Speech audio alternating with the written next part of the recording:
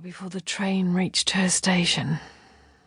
She thought about getting Middlemarch from her satchel in the overhead luggage rack. It was the perfect opportunity to make a start on the book, despite the disappointing reality that it was not Jane Eyre. Since that day at school when Dorothy had rapturously declared it to be the best book ever written, and Mr. Rochester the most romantic hero of all time, she'd been desperate to read it. Dorothy hadn't told her directly, of course. She'd been addressing her friends, a group in which Emily, hovering nearby, was not included. Leading up to Christmas, she'd made it quite clear to her parents. All she wanted was a copy of Jane Eyre. Seeing a book-shaped present under the Christmas tree, a sawn-off branch from a garden shrub that her mother had propped up in the corner of the living room and decorated with balls of cotton wool snow, she'd been convinced it was the longed-for novel. But it was not to be. Worse still, the copy of Middlemarch did not even look new. She was sure it had come from her father's study. He did not believe in unnecessary expenditure, especially with a war on and so many in need. At the third stop, a woman in a green dress entered her compartment.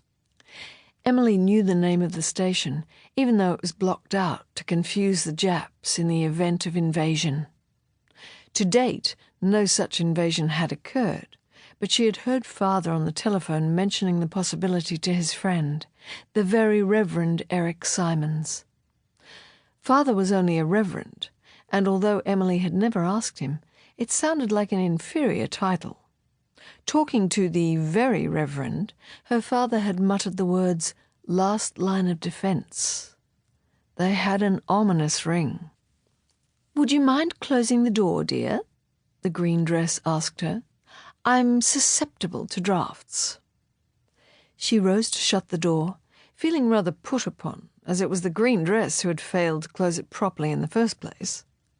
She murmured the word susceptible to herself, feeling the S's slither on her tongue. Her fellow traveller caught her eye and smiled, but Emily looked away, determined to remain aloof. Barely a minute passed before the woman spoke again. "Would you like one, dear?" she said, holding out a large square tin. "Lovely corned beef and pickle. Awfully tasty." They did sound tempting, particularly as she'd forgotten to take the sandwiches her mother had made for her. Father had been calling out from the car. They were going to be late. In any case, her mother's sandwiches were often unreliable, spoiled by incompatible fillings like jam and gherkin. But how could she accept the awfully tasty corned beef and pickle when she was travelling under protest? It would undermine her suffering.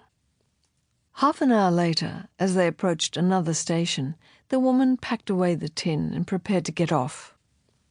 How Emily wished she could change her mind. All she could think of was sinking her teeth into the fresh white bread, her taste buds tingling with the mustardy sharpness of the pickle and the saltiness of the corned beef.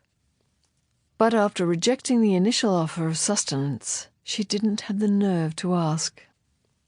"Hoist with your own petard," her mother would have said, as the sandwiches departed. There was nothing left to do but try to begin Middlemarch.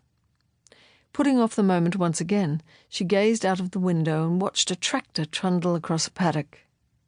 A horse took fright near the fence line and bolted along beside the train briefly until it was left behind.